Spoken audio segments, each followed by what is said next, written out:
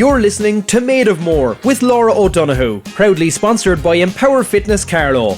Train with world-class coaches and join classes built for lifelong results. Get stronger, feel better, be empowered. Find us on Instagram at Empower Fitness Carlow. Hi, it's Laura O'Donoghue and welcome back to Made of More. If you're tuning in for the first time, this podcast is all about strength we discover when life doesn't exactly go to plan. Each week, I chat with people who've taken their struggles and turned them into something stronger. This season of Made of More is sponsored by Empower Fitness Carlow. Train with world-class coaches, join classes built for lifelong results, get stronger, feel better, be empowered. Find them on Instagram at Empower Fitness Carlow. So, let's dive in. This is Made of More. Today's conversation is a gentle one. I'm joined by Clare, the co-founder of Flowering Fertility Support, alongside her husband Shane. Clare's journey through motherhood was long and layered, marked by fertility treatment, donor egg IVF, and deep emotional loss, followed by unexpected joy. This conversation is about grief, hope, and what it means to keep going when your body doesn't do what you hoped it would. Clare, thank you for being here. How are you? Welcome to the couch. I'm great and I'm really honoured and grateful to be here. I love that. I love really am. people coming in and sitting on the couch and just getting to know each other and finding out what we are here to talk about, trying to get the word out and trying to help other people if they're going through something similar or if they're struggling in any way. Clare, thank you for being here. Before we talk about flowering, I'd love to start with you. Before all of your fertility, who were you years ago? Who's the real Clare? Oh my gosh. What a question to start off with. Yeah, Clare. I think I'm only getting back to the real Clare now. Okay. Yeah, I really do. So I shouldn't say I was, but I feel like I was a teacher for so many years. Okay. So I was a primary school teacher, a primary school principal in the same school for like 2 decades. So you Clare, that's become, amazing. you become a certain, do. personality type, Of we'll course, say, yeah, for want of a better word. And I'm on a career break at the moment, so I'm on my second year out of that. So I feel like I'm going back to myself. I'm very kind of intuitive and creative. I am actually quite a free spirit. Oh, I love think free I was spirits. all that before, and then you become like, what society thinks or wants you to be a little bit. That's so true, yes. Yeah, so I've kind of jumped out of the box a little bit. So what or who am I? I probably was always a little bit mad, and now I am again, but I'm surrounded by innovative what we all need, type people. Yeah. So I fit in there. So yeah, that's where I am at the moment. Did you always want, like when you were younger, did you dream about that? Getting married and family, and was that something that you thought about? Well, I was a big romantic. I was like, I had my first serious big romantic. I love boyfriend that. at 16. I always had boyfriends in and out of relationships, loved love, loved children. You always kind of had that in you. Yeah, I'm a Cancerian star sign. We're all like home and family. Yes, Home, it's very important. And secure love, like emotionally secure love. So the dating type, the way people date nowadays, swiping and all that. It's so different, I think isn't it? it probably wouldn't have been for me, probably. I was just going to say, which would you prefer? Like it was years ago? Or like I even remember my mum, she met my dad at a dance. At a dance, yeah. So, so I like that kind of thing. And then look, I've worked with kids all my life, and I was the second of 6 at home. So you had a big always family had at home, yeah. little people. So I just assumed definitely I'd be having my own family. That was something given. you always. Yeah. And what did motherhood look like then? Like to you, what did the perfect Probably thing? definitely looked more picture perfect than the reality of it. Yeah, but that's why we're here, and that's why we're talking about it. Yeah, it's such an important conversation to Yeah, have. yeah. But you always kind of just, felt that you wanted kids, you wanted to settle down, sure. and that was how it 100%. it was. Yeah, like that would determine who I was dating. Were they a father figure? Oh, yeah, Would they be a 100%. good partner in that regard? You know, I went through some boyfriends that wasn't ever going to be. Did you notice that straight away when you were dating years ago? I think I would have always known which were going to be short term. Good intuition. Things. Yeah. Oh, yeah. Yeah. Super sharp intuition. Yeah. Well, that's absolutely. It's crazy though what we think of when we're like when we think of what we were like when we were younger, and then we think of people today. Yeah. And as you were saying, the swiping is just Yeah, crazy. I I'd say when know. you first seen that, you were like, "How is that even possible?" Well, I know that. So Shane and I are together like 14 or 15 years, that amount, whatever it is.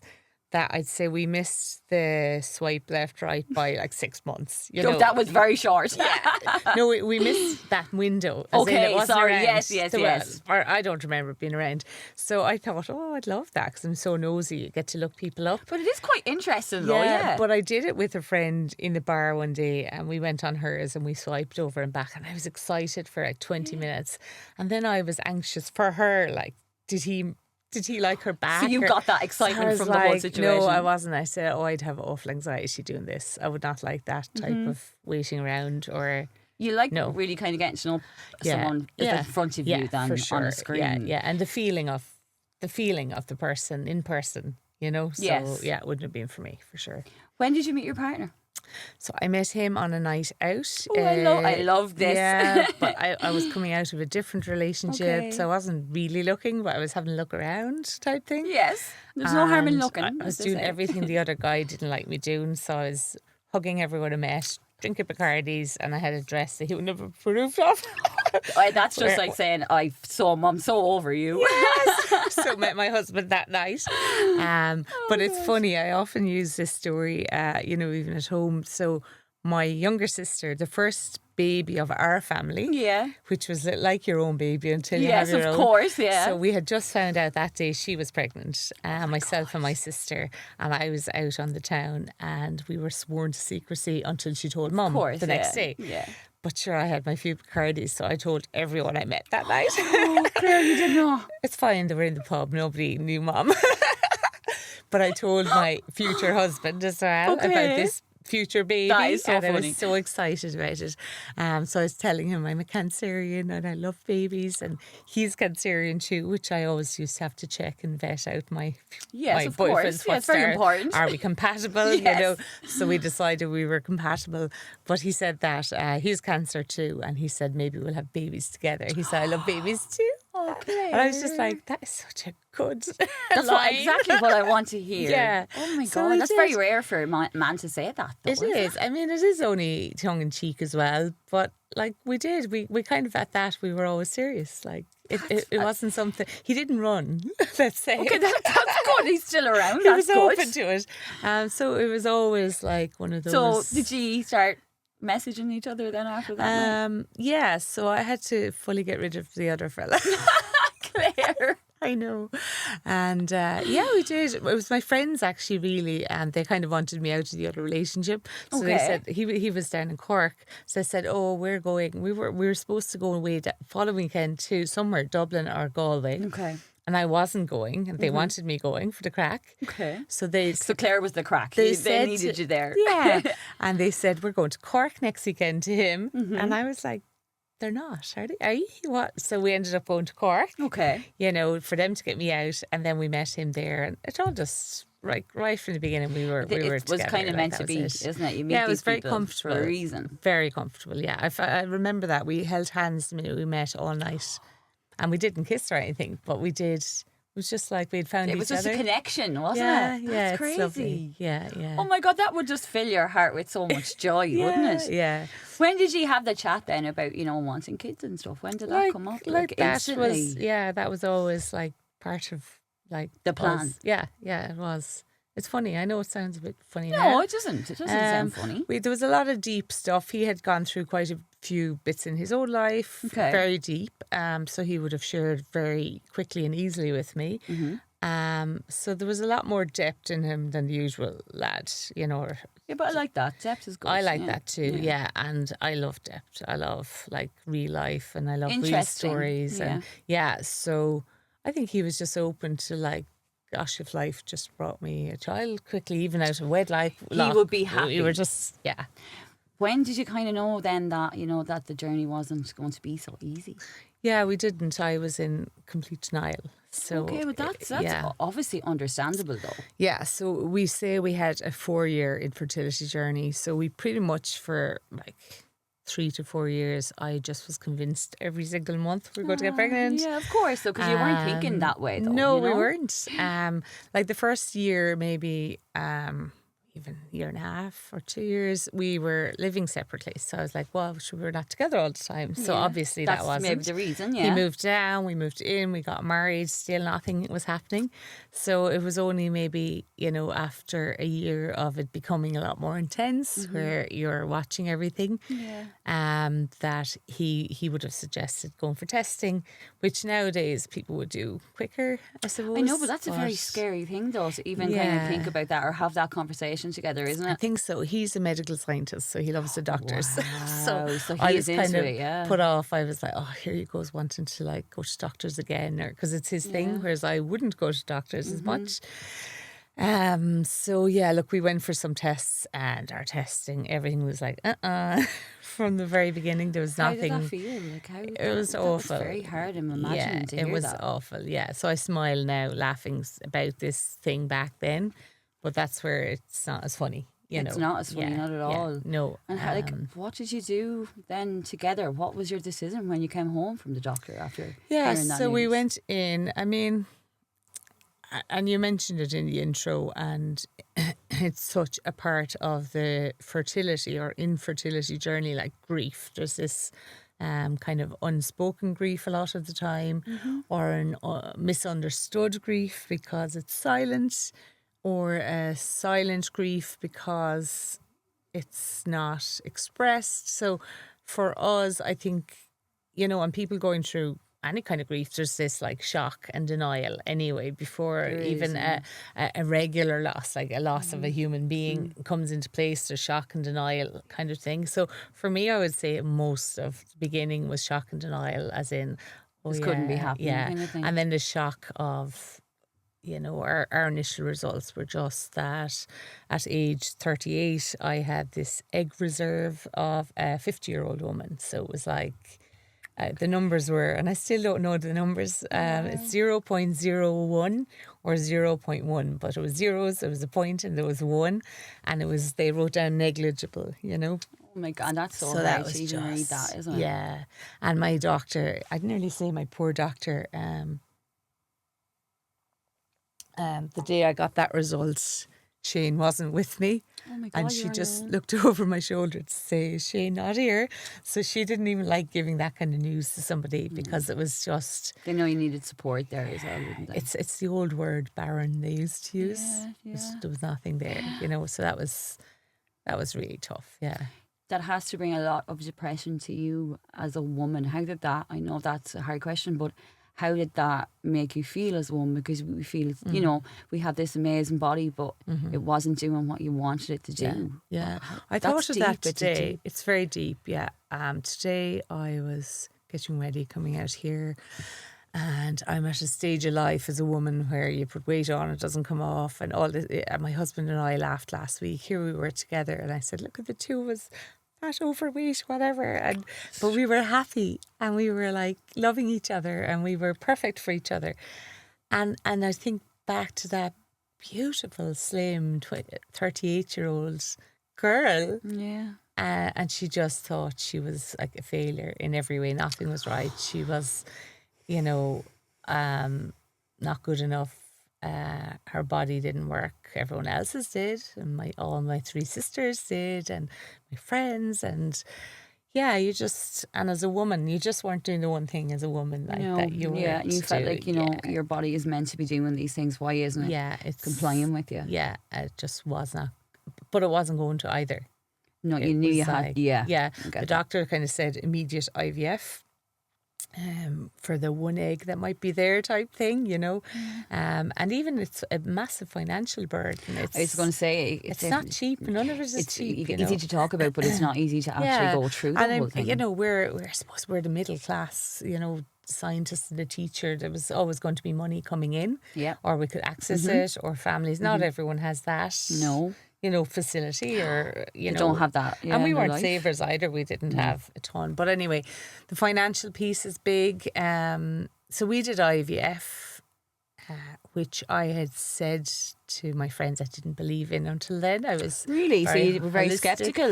No, I was just holistic. Firstly, I didn't think I'd have to do it, so I was know, able you to. weren't thinking I was about it able that to way. make judgments about it Yeah. not being for me. But I did a quick U-turn when it was presented as well. Because your options are low, so you have to think about all these but options. Shane worried so he had to come home, and some of these are horrible things to have to do and go through. So he wasn't at that appointment. So I would say to people, maybe try and be at those appointments, not to be going through those alone. But not only that, then I had to deliver this horrendous news to him, Of course, yeah. on the couch at home and tell him the bad news. So he paused and I was worried, but he just said, well, how do you feel? So he was only afraid that I wasn't going to. I absolutely love that. Yeah. That'll he tell you was how much he amazing. cares. Like, I'm Yeah, sitting here looking he at you, and every was time you talk about him, amazing. your eyes light up Do on him. they? Oh my Oh, God. he'd be delighted. That is just, Yeah. that's what everyone wants in their Yeah, life, is to no. have that one person there. Yeah. That no matter if things go bad or don't go to plan, they're there for you. Yeah, and he was. And he is. Yeah. He was great. He just asked, how is that for you? What do you feel? And I said, well, we have to do it, to teach her. Yeah, but your feelings matter so much in that. Yeah, well, in he that was sense. also grateful that I changed my mind and that I could, just like decide, well, okay, forget that idea I used to have. We're going on this journey now. You have to think like in a it different or not, way, yeah. But when it came, so that was IVF. We tried IVF. It didn't work at all. Did you have much hope when you were doing Yeah. IVF? Yeah, of course you were. No, I 100%. I had too much hope, maybe. No, but it I was more. It was so wish positive. also, though. I was convinced. I really was. Really? More denial. Yeah, Okay, maybe I yeah. live with my head in the clouds, honestly. Now, like in hindsight, like my intuition knew I was going to be a mum and it was going to work, and it did. So in hindsight, I was right. Yeah, you were. But like, just wasn't the time. that wasn't Yeah. the cycle or whatever.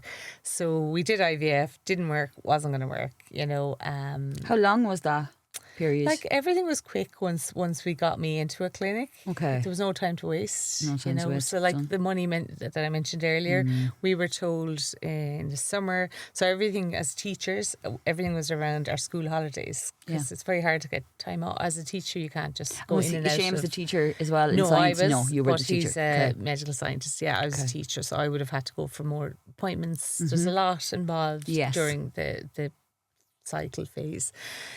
So we did it during the summer holidays. So then we were planning to maybe do like IVF at Christmas time-ish. Yeah.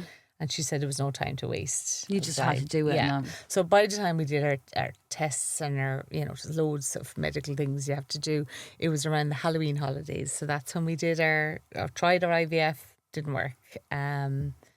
So we then were offered this egg donation solution at the time. I'd say your head was just spinning though, because Yeah. that's a lot to deal with in a short space of Yeah, time. it was a short and space of decisions to time at make. that point. Yeah.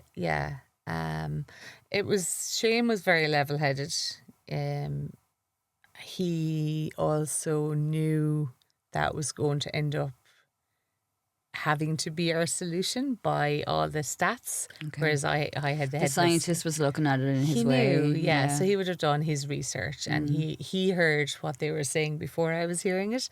So they were putting this egg donation pamphlet in my file from day one, day the one. first, whereas I was chucking it out. So- What was your initial feeling of when they said like egg? Oh yeah, I donor? was very angry that I said I didn't ask for that, and kind of how dare they, and it was just like.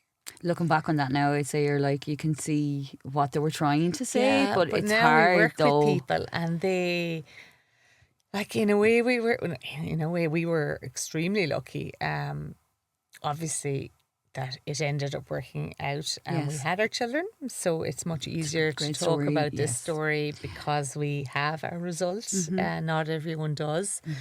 But also, we did get there much quicker than a lot of people. Like our 4 years was mostly me in denial, and like Yeah, but it's you know. coming to terms with that. It takes time. But nowadays, I think people are much more aware that, 6 months or a year, go in and get checked. Yes, if you're it's trying so, at all. so if you're having important. unprotected sex, you're Yes. technically trying. And then if it's not happening, don't wait. Like the 4 years I wasted, or maybe 3 years, I was still in my 30s. Vital years, There yes. could have been eggs there. Yes. We could have had, there's all, I don't say what ifs, and I don't think like that. I don't. But I do advise people now, get checked quicker. There's You more learn awareness. from things, no matter do what. learn. You do learn from them. 100%, yeah. So the egg John, tell me about that. What was the initial? How did you initially have to start that off? So being really frank and truthful about it, Yes. you have to. I would say this to people: I think you have to step back from the whole thing and take a breath. And what we did, and I often say this, is we grieved. We intentionally grieved. We grieved the fact that we had to do IVF at all. That was still very unfair, I felt. Yes. And and we say these things joking, but they're not funny. So they're not jokes, but I'd say to my sisters, you got your babies for free. This kind of, just the hardness of everything you had to go through. You had to go through that, and they didn't. So you felt that.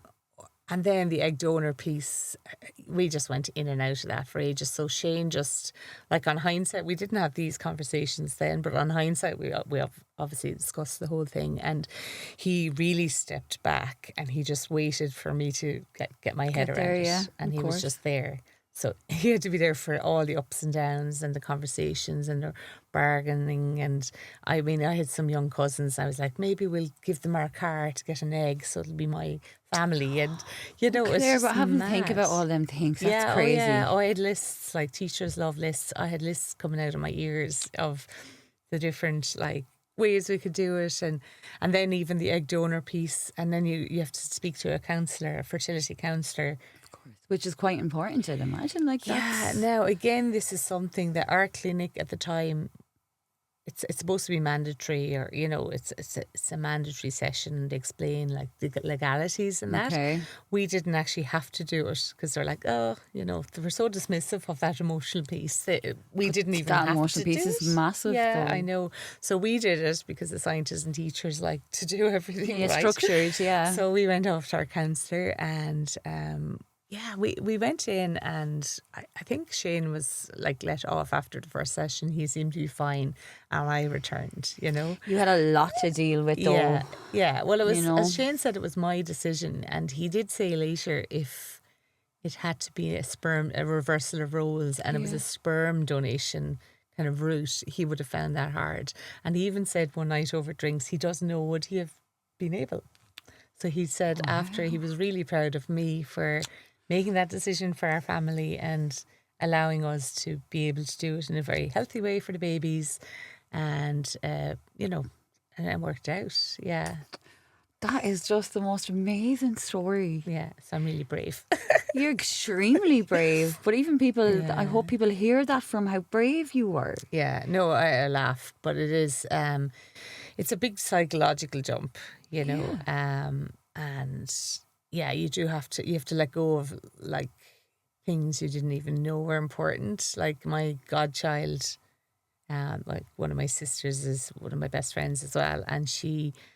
I love hearing that. That's her little one was my godchild, and I have a picture of her and me, when she was a baby. And she, in that picture, looked like a mini me. She just had her little, and I was I remember sobbing in Shane's arms one night saying, and I won't have a mini little, my niece. I won't have, But all these thoughts, I'm imagining, do come to your head. Yeah, they do. But I do have that with my girls. One of my twins is more of a mini me, than... I've seen that. I didn't say it to you, but very, very alike. Just so alike. So it's crazy. It is crazy. None of it matters afterwards. And I wish I knew all that. It's still a lot of trauma on the body, though. Even if you're past by in some feelings, they still kind of add up in your soul. You still feel them. Yeah. That has to be hard.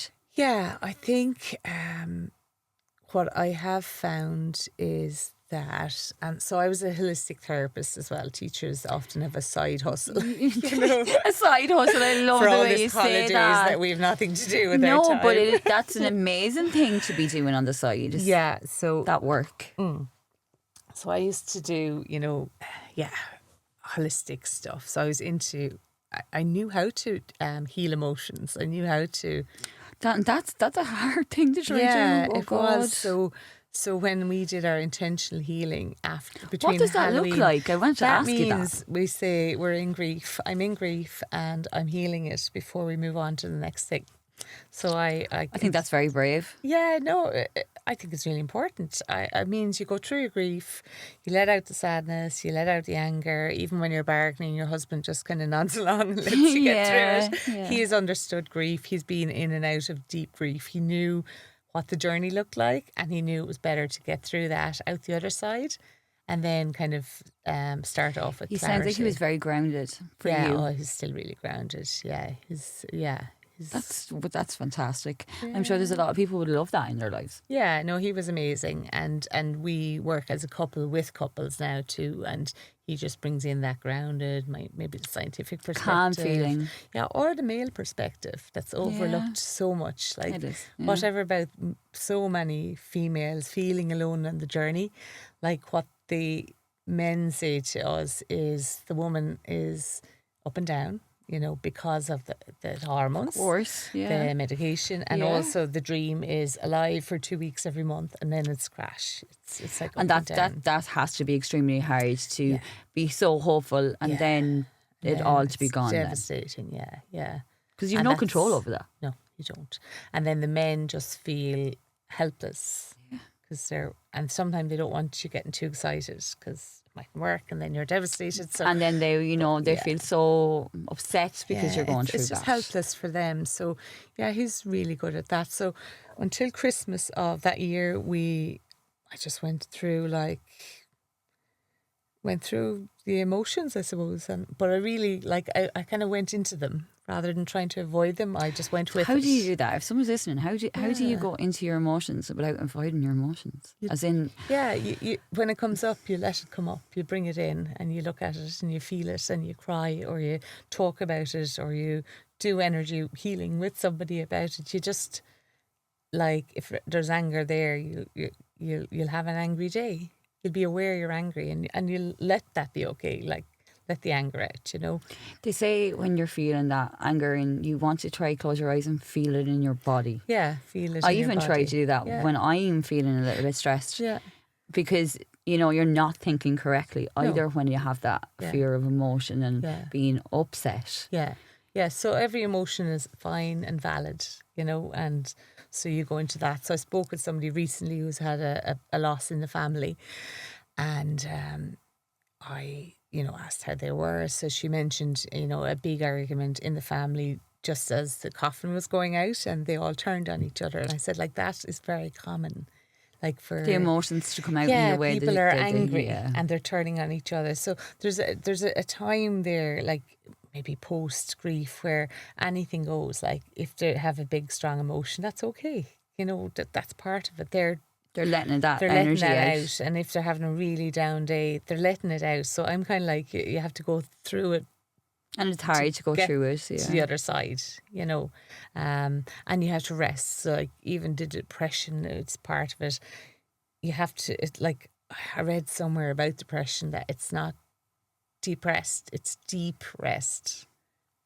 And I was never actually heard of that before. Yeah, it was just a different way of looking at it. So, and your energy is low when you're depressed. So you go into deep rest. So I would go in and have deep rest and listen to healing music or ask for a treatment from a friend or whatever it was, journal, go into the emotions, come out the other side, speak about them with Shane or friends, ask for help.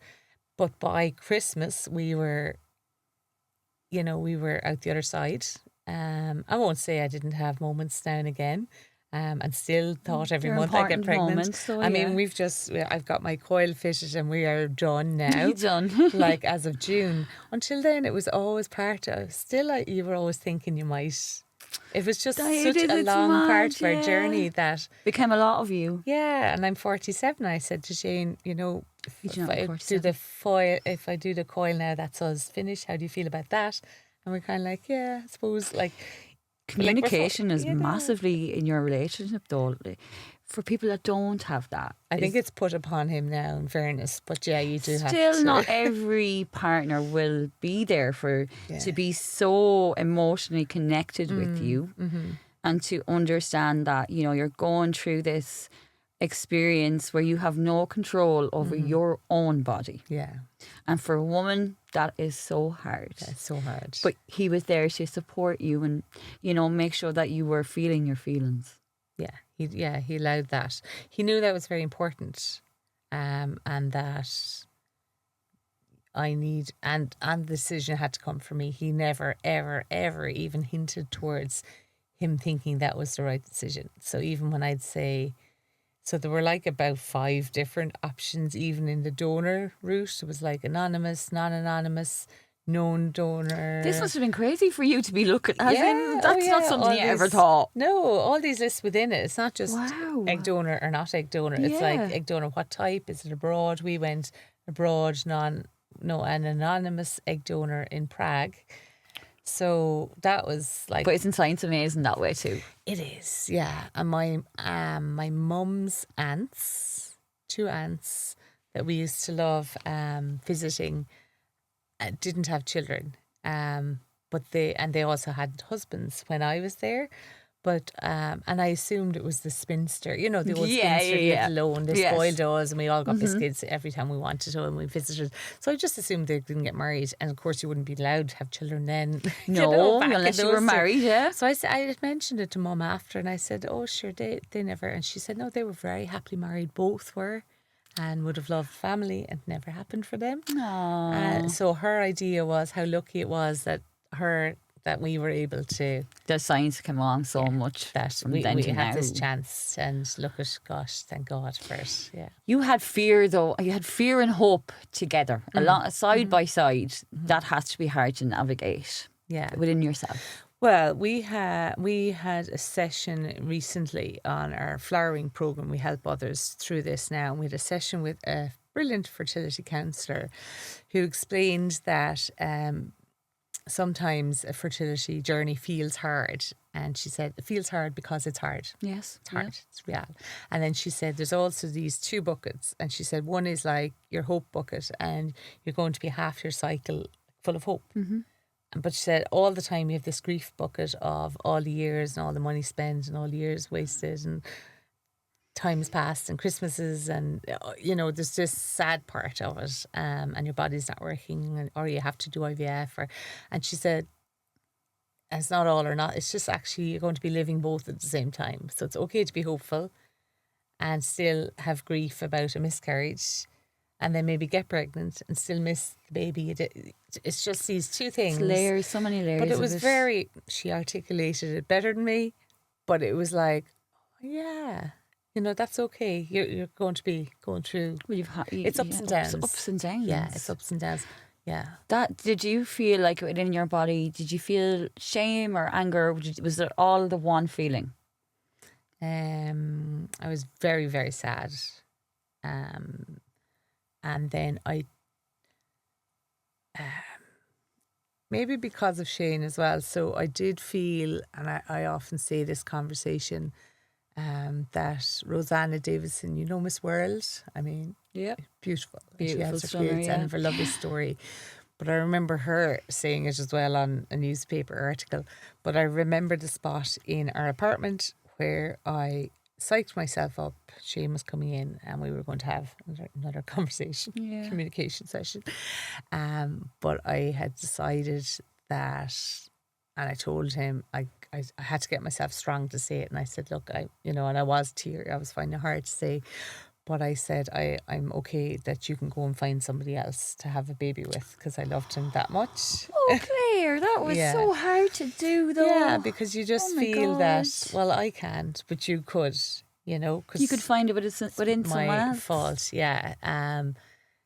And so he just laughed and hugged me, and we were married. I was kind of glad we were married then. he didn't run. He didn't get out of it. Yeah, no, he said we will get through this, and we're married, and not just married like to you to have the baby, even though I probably was to him. So no, he said like we will get through this, and we still have options and all the rest. And we were open to every option. Like you know, I was certainly open to. Right, if it's not this, then this. We were going to have babies. That was it. You just had your head. Yeah, it was just how and that was in where your head, how and that was why, it. Yeah.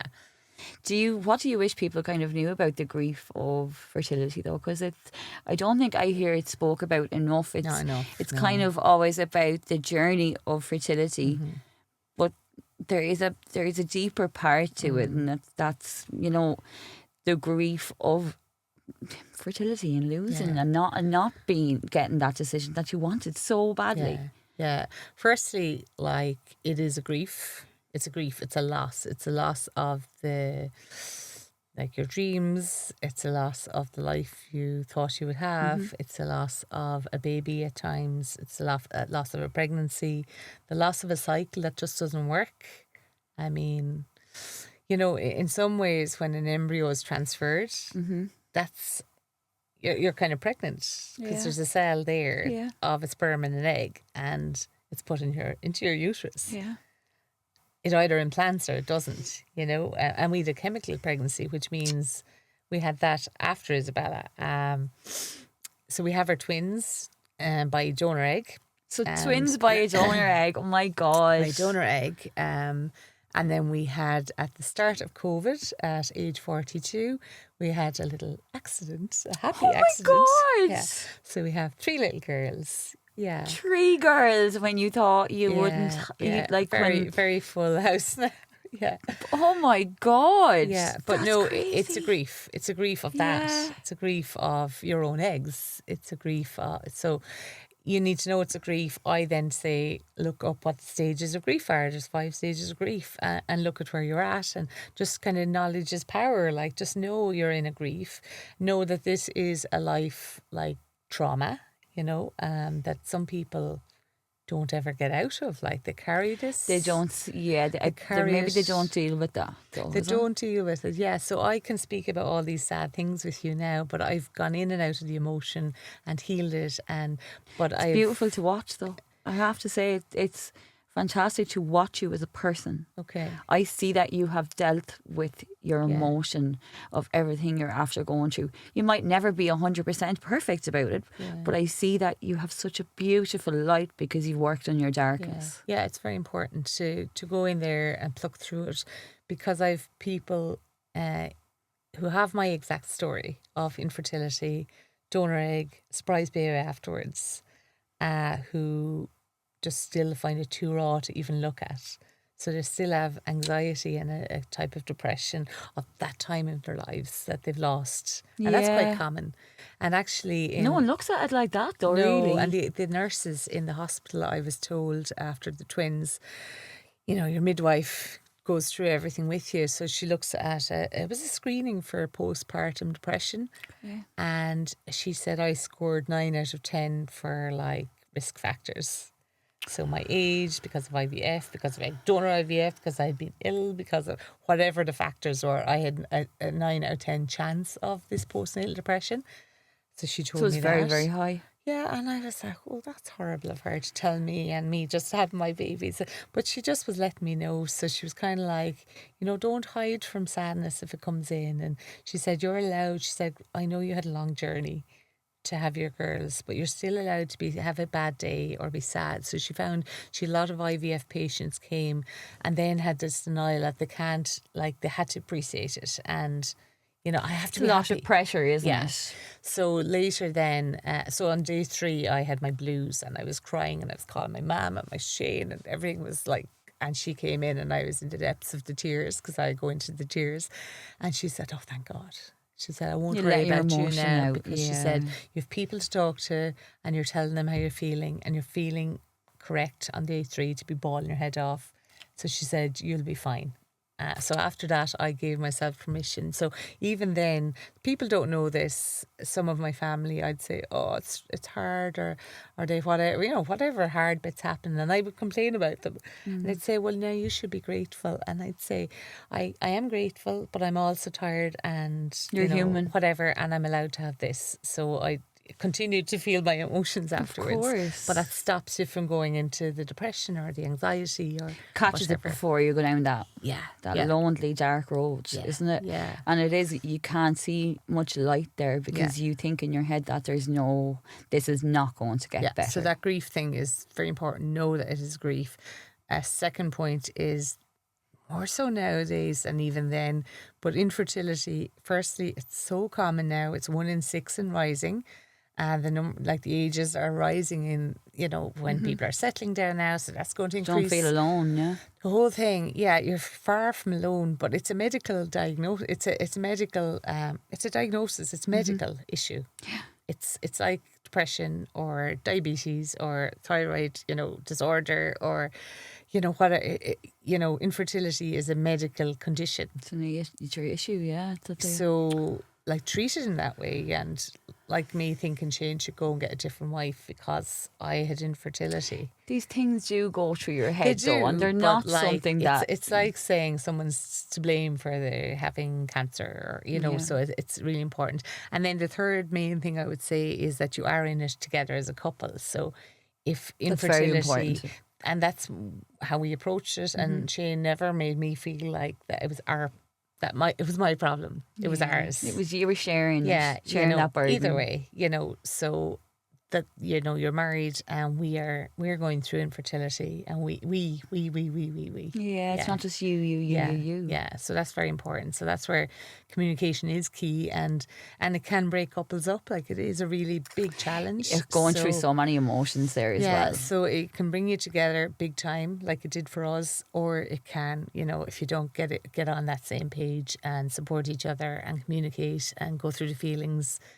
You're fighting for your family, and your first part of the family is your partner. That's how you start your family. Yeah. So it's really important. Yeah. How was everything then after you had the girls? How did everything go after that? No, it did go great. I mentioned lately, so I do feel. Just have water.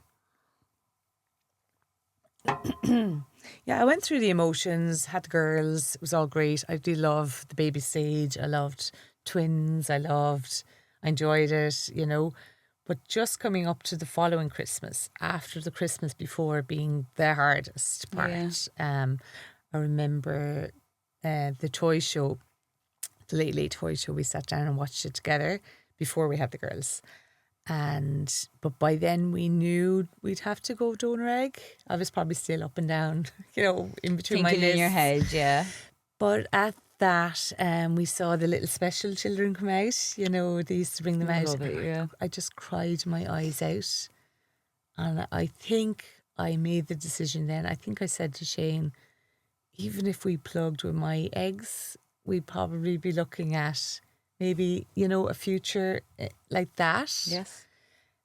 That with donor eggs, we were giving them an opportunity to have a healthier... full life, yeah. And that would have been Shane's view on things, if we were... even if we got an egg, which we weren't really going to get, but if we did, we did after. So you did after, yeah. So, it was just heartbreaking. So the following Christmas was coming, and I would have said I had a lot of anxiety. So I kind of turned around one day, and I was like, I'm not happy. I'm still not happy here. I'm. Did that frighten you, that feeling? Yeah. Then it did. So I probably have had depression, or I feel I'm a kind of neurodivergent type person. So getting out of the school system suits me. I'm in innovation, being creative with business people, like making new things. So it fits my brain type much better than the real structure. And you're masking then all the time as a woman. So you're very good at that. Yeah. So I was really good, I suppose at that maybe. So so on the outside, we had a really perfect life, so I think having those feelings when we had the perfect house with a lovely husband and the kids, and I was like, oh my God, I'm still getting down here. Like, I went to the doctor and I decided that, and he had offered antidepressants before, if I had episodes of SAD or whatever. And I wasn't into it because I was so holistic. But I decided that I wanted to be happy with my girls for them. I wanted to be a happy mammy. That's so lovely to hear that. Yeah, so I went on antidepressants and I haven't come off them since.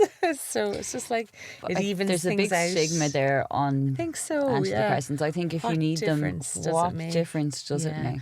And he just said, I think I was quite creative. I was afraid that it would, like, I don't know what I thought, dull me or numb me or Not work through your feelings, because a lot of people think that numbs your feelings. Yeah, not at all. He said no. In fact, it can make you more creative because there's more Clear clarity. thinking. Yeah. So, like, the whole thing is just much better. When did you start feeling better then, after going to the doctor and saying, look, I need help, I need something to help me, I just don't feel right? Yeah, just Because that's not an embarrassing thing to have to do. No. That's thinking of yourself, you know? Well, I think also because we had our girls through, I mean, the amount of drugs you have to go through in the IVF and egg donor IVF. Is it a lot? Oh yeah, it's like half a kitchen table of medication for a cycle. It's insane. Yeah. I have a picture of, you come out with this big, big See, we cooler. wouldn't see any of that. You don't Yeah. see that for It's people that just are not in that circumstance. massive. I must when I'm doing a reel on this, I must look at an old picture and throw it up of just the drugs for one cycle. Yeah, because that's an area that I would Just never have thought about. crazy. Yeah, basically you go and you collect your scripts and it's a whole big box. Like, so I remember meeting a woman that I knew socially, Yes. in the chemist, and I was coming out. Like, And what's going on with all the she- medication? Yeah, no, she just saw me and just kind of nodded. So she knew. She'd also been through IVF. Okay. So she said she nodded and she saw me. Like 2 years later, we must have bumped into each other. And we met at a twins group, actually. She told us that. Crazy. We met at some point at a twins group and she said, oh, Clare, I was thinking about you the day I saw you in the chemist. And she saw me then a year later out with the twin buggy. I'd say And the she smile on her said- face was she just went, amazing. yes. Yeah. So it's like there is a community there, people Of who course. do understand. Like, when you were yeah. going through it, was there many people you could talk to apart from Shane or apart from Yeah. your own family? Because you seemed like you had a lot of support. Yeah, I did. But was there anyone else aside from your family or your partner? There were. I mean, I was open and I'm still continuing, obviously, to be open about it. Because Not you're a everyone very is like open that. person. Very open. So I spoke about it. I think when we had to do IVF at the very start, Shane is actually quite the opposite. He's very, I won't say closed, but he's very private. Yeah, but I think So, men are kind of a little bit more so private he than... was kind of saying about this IVF that maybe we'll just keep it to ourselves because that's what he does. And not through shame or anything. No, but it's just because he's a private it's person. just the way Yeah. he is, yeah. So I think I was going on a car journey with my mum, actually to my granny's grave in Longford. So that was going to be a 2-hour car journey.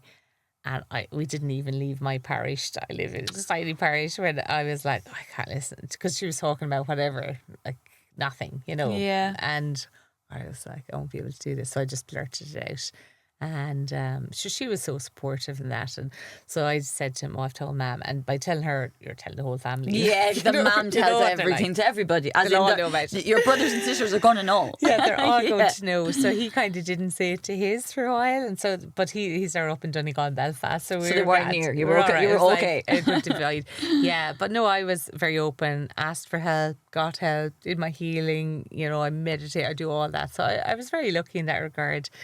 But a point did come where. And I'll always remember this moment then. So again, as a teacher, you've loads of holidays. Everyone hates it. So we They came really into do. They really do. we came into the Easter holidays, and a dear friend of mine who had been through a journey had her baby, Okay. which was amazing. Fantastic. And this is where you can be really happy and really sad at the same Yeah. time, and that's okay. You're going to be really, really happy, and delighted. Thank God. And then something dropped, and I didn't even click because you're not as tuned in. Yeah, when tuned you're- in is the I don't word, know, yeah. it's very obvious. But I rang my dad, and we wouldn't be that close, I just ring Mum. Your about dad's your dad, everything. but I think I don't they know. didn't grow up with communication either. No, So they're different breeds. different breeds. That is exactly, yeah, that's it. So rang Dad in tears, and he would have had his own maybe around depression. He understood that type, but I didn't know this, so I just rang him. It was the most random person to call, and I just said, I'm really down here. Like this is where I was like, He knew when you I'm were on the speaking to him floor. that, you know, you needed help. I was on the floor here. I was like, because I remember poor Shane was going off to work, and I didn't want to see anyone or meet anyone. Because all my friends that wanted to have babies and sisters had them. Was a hard thing for the you thing. to see. So this girl was the last one left, Okay. you know, Yeah. that wanted it. And he just said, do you think it could be to do now with your friend there that had that? And then I cried. And No. so, yeah, it's just, so I was still lonely. And I wasn't, like, I had so many people. I was telling everyone, I had so much support. But, like, in that moment, I was the last one left, I felt. Of course. You know, everyone else then had. You were like, what about me? Was it hard to get through? Because I do know, you know, it must be quite hard to go through the grief of, you know, this happening to you. Like, my heart goes out for the mothers that struggle silently, that, you know, will kind of to your face be as happy as they can be, but behind it there's so much pain. Is there organisations out there and help out there for people that have lost kids or that, you know, have had no luck with fertility at all?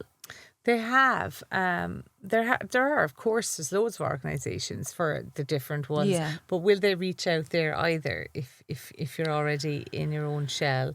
That's probably hard to break out of your own shell. Yeah, I find some people we work with, like, it is going down a rabbit hole, and the deeper and further down you go, the harder it is to pull them out. Yes. And I feel like people become a shell of who they really were. And It breaks you know, my heart pull to away. see. Yeah, it's really, really hard.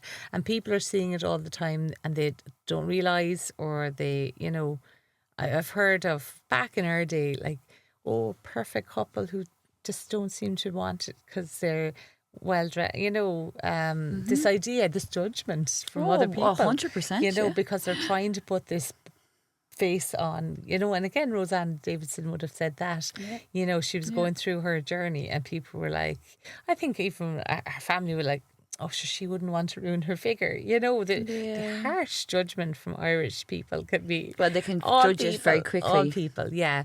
So this idea of, the judgment, like, we really have to look at that. And even myself, like, even though I've been through it and I understand how painful questions can be and the nosiness, it's nearly ingrained in us that, you know, even when they have a child, you might be thinking, I wonder when they'll have the next one. Now, obviously, I don't. It's the way we're raised, I think. It's the way we're raised, Yeah. this silly line of questioning that's so hurtful to people. And It is, because you really do just not know what don't anyone's know. going through either. Yeah, you don't know. So When did flowering come about? Because this is something I could not wait to listen to, and it's such a beautiful story, and you're helping so many people. Tell me everything about it. yeah, I mean, it does feel very. I feel very guided.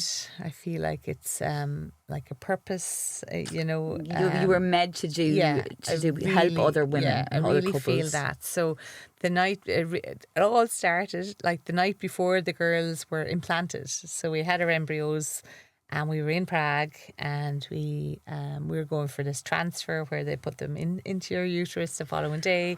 So we were very excited, and I was trying to rest and relax, and Shane was organising I everything. imagine you have a lot of people around you when you're going through that as well, though, do you? We were over in Prague, just the Okay. two of us, and the clinic then. As in No, it's physicians all- and doctors and stuff like that, just no? an embryologist, I think, maybe a Really? nurse. Yeah. It's just, I mean, they would have done all the work in the lab. But for but that, prior, it was very yeah. quick. Bit like a smear test, really quick, you know, but very sacred as well. So we were very intentional about it, like if you can't make love big to make a thing, baby, though, we yeah, are. of This is how we're course. doing it. We were welcoming them in. Oh my God. So the night before, I kind of mentioned to Shane, I said, well, how would we tell her baby at that time? How would we tell her? No, maybe we said babies, because we were putting in two. We wanted to.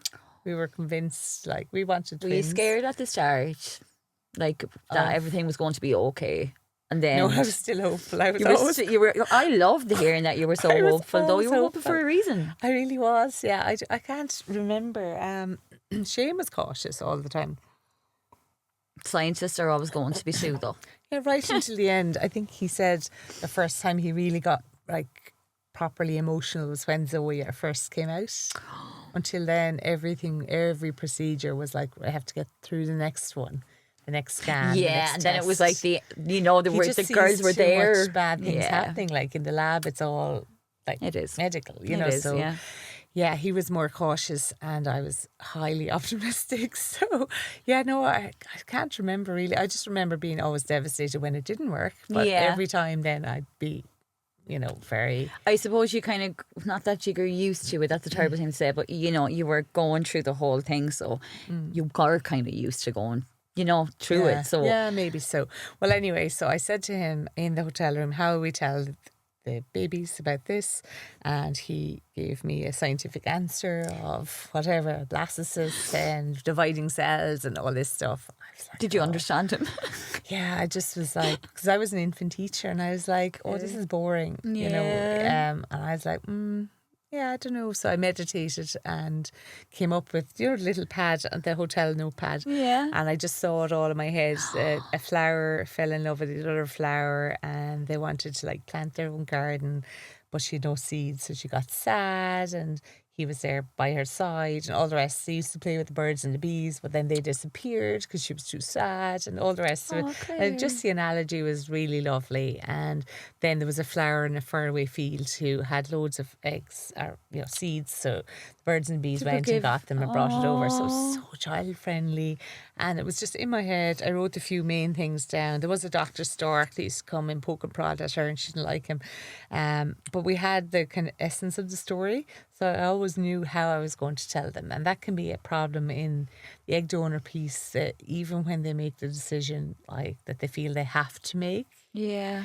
It's like, oh, will I tell them? Will I not? It feels like this like shameful thing, Really? It can do like, maybe I won't tell them in case they think I'm not their mum. There's a Oh, lot well, of there's this. a lot going through your head. There's a lot. Whereas I was like, oh no, this is just their love story. This is how it came, So then when they were a bit older, I wrote the story, published it. I got a bursary award to publish it. So I felt, Wow. it's meant to be. It is meant to So I did be. that. And we have it in 5 languages. So we then went on and did a sperm donor version. So it was where the male flower didn't have them, and he went off and felt sad, and he But it stood alone. explains so beautifully. It's so, and the kids, like our girls, just love it now, and we just intersperse the characters and whatever. So I've written now 14 different stories, same garden, same flowers, different problems, different solutions, and you have your surrogacy, you have your loss. But you it's have helping people in the most creative, imaginative way. Yeah, and it's like the story for the kids. Even when I was in school, I registered them one day and I said, oh, they have this problem. And it's just like, it's a story. Like they don't see the depth behind it necessarily. Yeah, because they're kids. But They're not they meant were to. still Yeah. telling me like what solutions. They said maybe they'll find a flower who has seeds and she could help them. And I was like, well, that's a good idea, So that it really really clever. worked. Yeah, it really worked. So Oh my that's really God, nice. that's so amazing. And what after that? So you had your 2 girls, and then you had an unexpected pregnancy. Yeah. That were you not like obviously completely shocked? were completely How the shocked. hell did that happen? Yeah. Was it because you weren't trying? Was it? No, we were. It was because you weren't thinking about it. Yeah, you were more relaxed in your brain. There was a lot of things there. And then the girls were maybe 2 then. So we did approach our egg. So we were going to go again. We were definitely having more kids for sure. 2 of us were on board. Okay. Our plan was twins again because we thought twins was great because that's all we knew. To have each other. Yeah, so we were going to go for twins. I think the year, so there's like 4 years between the twins and Isabella. So we were planning the 4 year years. after I was that. about to ask you that. Yeah, we were planning when they were 4, kind of going off to play school or school. Then we'd go again with the second set of twins. So we had approached our own egg donor to get, we thought these were perfect eggs and genes, and we thought it'd be lovely to have them all, the same gene pool. Yes, of course. So we approached her and she wasn't donating anymore, and we were quite disappointed about that. Claire, I can imagine you were. Yeah, but we said, right, we'll go somewhere else to get more. They'd be amazing as well. So that was fine. So I was kind of just getting healthy, and well, like for twin pregnancy, you'd have to be like, it's a hard pregnancy. So I was running and I was minding my diet. Yeah, you were minding yourself in every way you could. I was physically good. My mind was good. I was happy with the girls. I was enjoying my husband, and then and you're relaxed during COVID as well.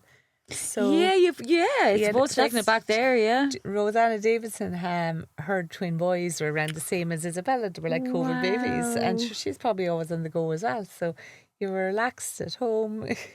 And how did the pregnancy feel then? Were you like really, really nervous? Because I can imagine you were, because yeah, it was very different. Yeah, it's very different. IVF pregnancy is very controlled, and you're on like progesterone to hold the pregnancy. Yes.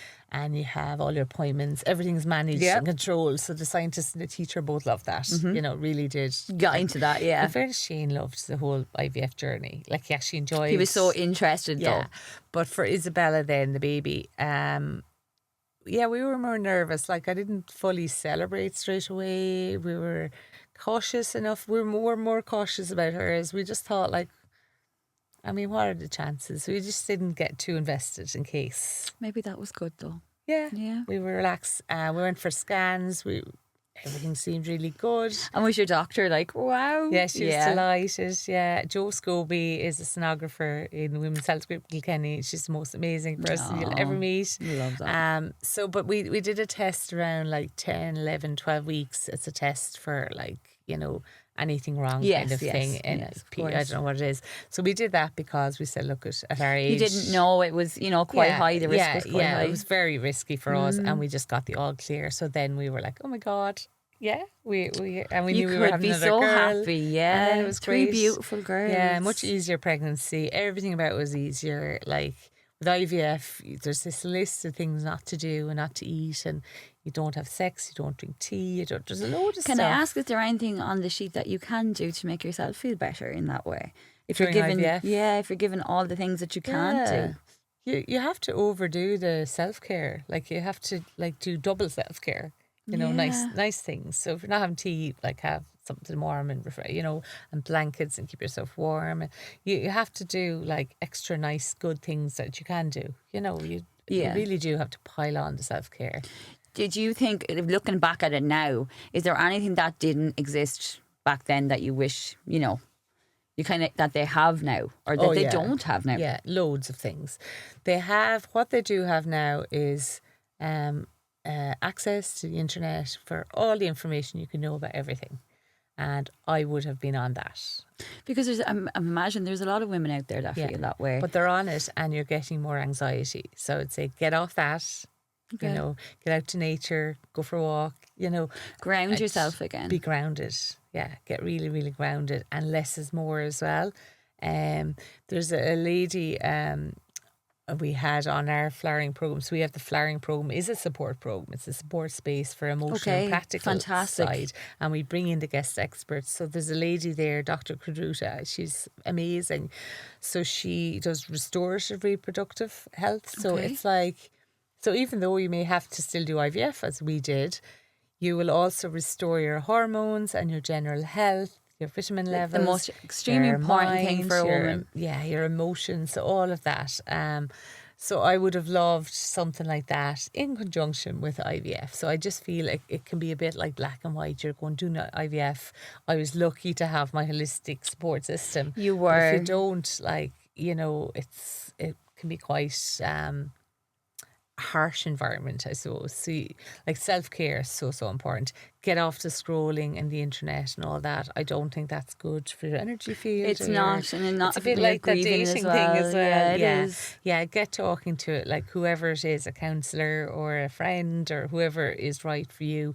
Process the feelings, because it will make you a better mum as well and a happier person. 100%, because when you do kind of Yeah. process your feelings, you're not as upset in yourself. Therefore, you don't scream as much, you don't shout as Well, much. I don't know about that. Well, we do, but in harmless ways, you know. Yeah. No, you do. It's ongoing, all of that. Yeah. But yeah, just let it go as a grief. Like one lady said to me that, and the reports will say this, just reports on all of this.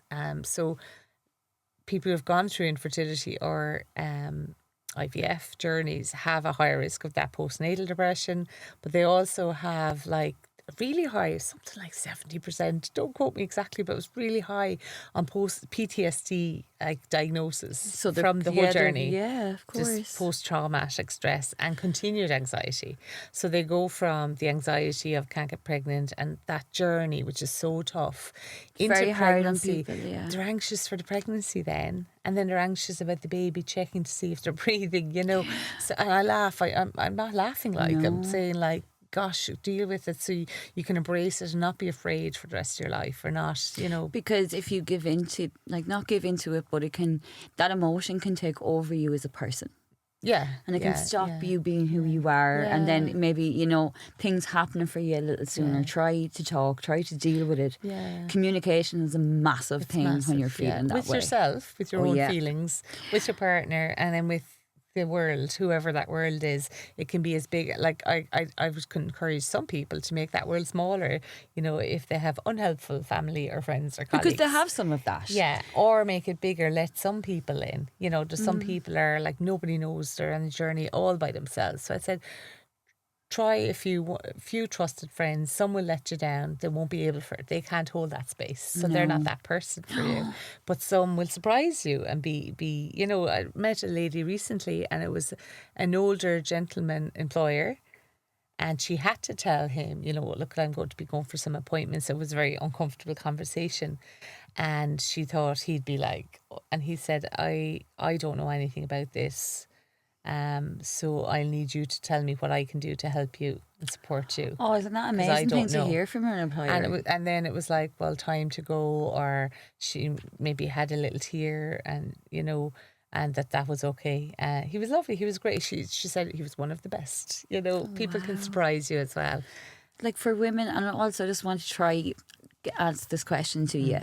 For anyone that is, going through this, or, they're starting IVF or they're starting egg donor, if things don't work out and they see their friends that are, having kids, as you just said, and you're looking at them going, why is that not me? Why is my body not good enough? What advice would you give to that person saying that today? If they looked in the mirror and they looked inside them and they're so angry at what happened in their circumstance and why everyone else, is having kids and they're happy. Like the words I'm getting, okay, and this might make sense, so we don't know yet, but I am getting your time will come, okay? And then, like, not to be angry, okay? You're going to be angry, but don't be angry with yourself. If it's a medical diagnosis, it's not your fault. Be angry with the fact that it's happening to you. Because it is happening. Yeah, be angry with that. This isn't fair. This is shit. This is often said. This is shit. It's shit because it's shit. It is shit because it's shit. It's hard because it's hard. Yeah. It's unfair because it's unfair. So that's okay. But don't internalize, don't take that in and put it as you. This isn't you, it's it. It's outside of you. And people do, and that's what breaks my heart. Yeah, it does. I see some of my friends and my heart just bleeds every time I see them, because I know what they want and I know what would make them happy. And I just hate that they're, putting it on them as a person. No, so we're going to take it out of our heart and put it on the table and say, that's the problem, not me.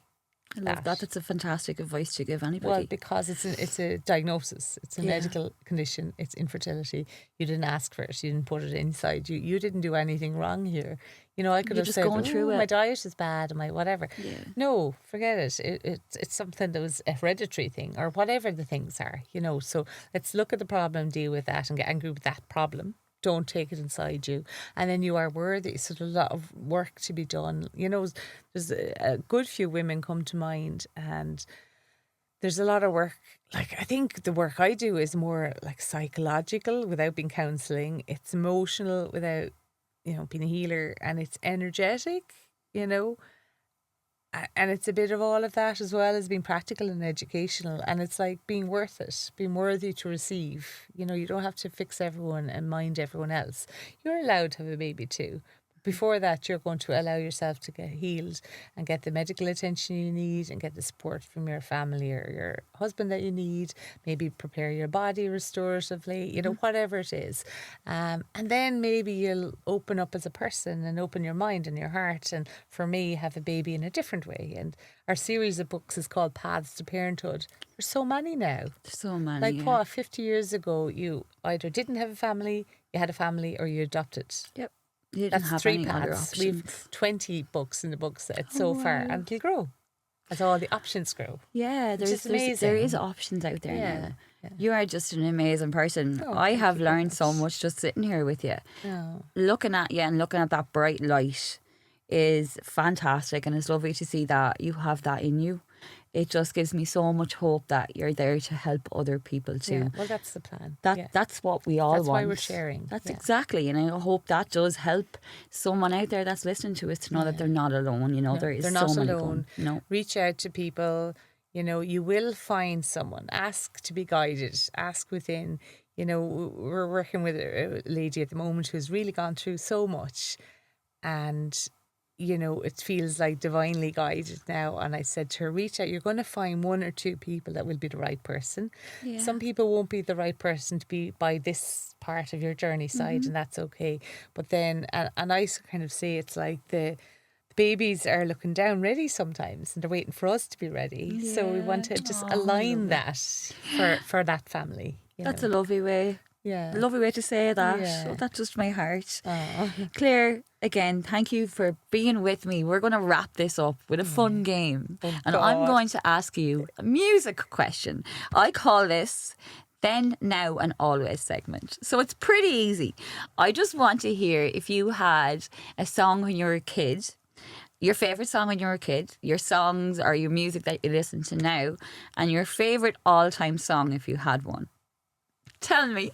She's going to try rack her brain now to think. No. I want to leave it on a happy note. No, I feel I cheated. Last week I was on a course, and we were told as part of our introductory thing we had to have an inspirational quote. Okay. I was in the chemist getting antibiotics at the time. I was like, I'll have to chat GTP this later on.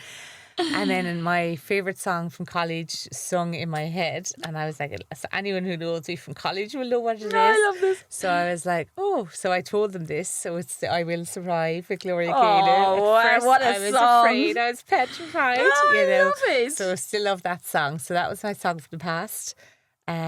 This is There's so many musics now, like as total in cringe, as my girls would say. K-pop, Cringe. anything K-pop. Now Really? probably is my favourite. Oh 'cause that's my what God. I'm listening to with the girls. I was not expecting that. Well, they're 9. What do you do? Yeah, there's nothing you can really do And about you know that. what? They're You're happy. They're very catchy, Yeah, they are, They in really fairness. are. You So just end up singing it no matter K-pop, what. I don't even know the names of the songs. You just sing along, hear it. bop along. Yeah. Have you got an all-time favourite song? Just music, high vibe music, like just even listening Give me here. that feels. Yeah, just like meditate, like high, like, Vibrations. hertz. Yeah, high vibe music is Yeah. great. It's for the soul. It settles your nervous system. Music is telling a story if you just sit and listen to it. Yeah, yeah. Claire, thank you so much for Thank coming on you my for couch. having You me. were just amazing, absolutely amazing. And I hope so many people listening in that are struggling with fertility get so much advice and hope from you as a person, because you're just so amazing. Thank you so Thank very you for much. having me. You're so welcome. Thank you. You're welcome. Just a shout out. This season of Made of More is sponsored by Empower Fitness in Carlow. Train with world-class coaches and join classes built for lifelong results. Get stronger, feel better, be empowered. Find them on Instagram at Empower Fitness Carlow. That's a wrap for today. I really appreciate you sharing your story, and to everyone tuning in, thank you for listening. See you in the next episode.